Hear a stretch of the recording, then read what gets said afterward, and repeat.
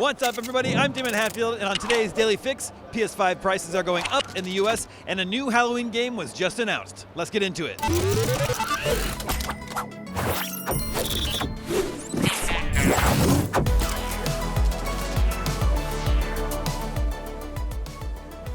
Presented by Universal Orlando Resort and its new theme park, Universal Epic Universe.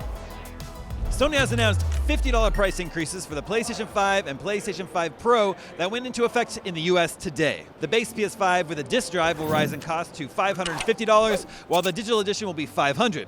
The PS5 Pro, meanwhile, will be $750.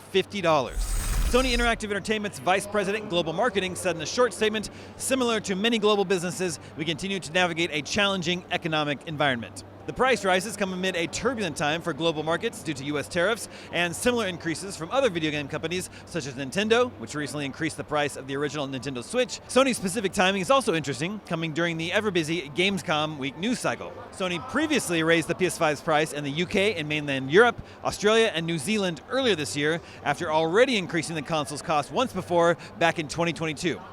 Yesterday, Microsoft raised eyebrows by declining to announce a price point for the ROG Ally X alongside its release date.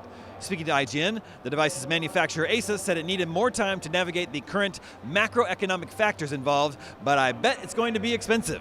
No other changes were announced today by Sony for PlayStation 5 accessories or for PS5 consoles in other markets.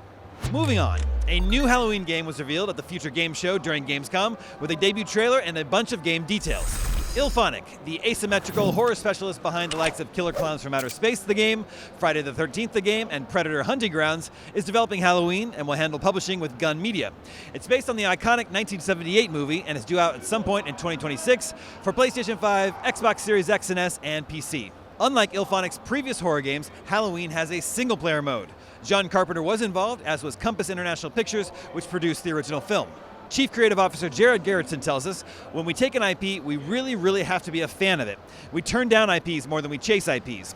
We know this film like the back of our hands, and so there's a lot of things that I think that if you have never seen the film, you'll get this great experience, but if you have seen the film, you'll see those really cool moments that you've seen for decades. If you're a fan that just knows who Michael Myers is, and you've seen a couple of the newer films, that'll be cool, but I think it'll be fun for people to be able to really connect to the OG film. Sounds interesting. Hopefully they don't run into any rights issues like they did with the Friday the 13th, which had to be pulled from stores and the servers were shut down. And that is your Daily Fix for Thursday, August 21st. Now that you're caught up on the news, check out some new Hollow Knight Silk Song gameplay footage. I'm Damon Hatfield, and for all your video game news, stay tuned to IGN.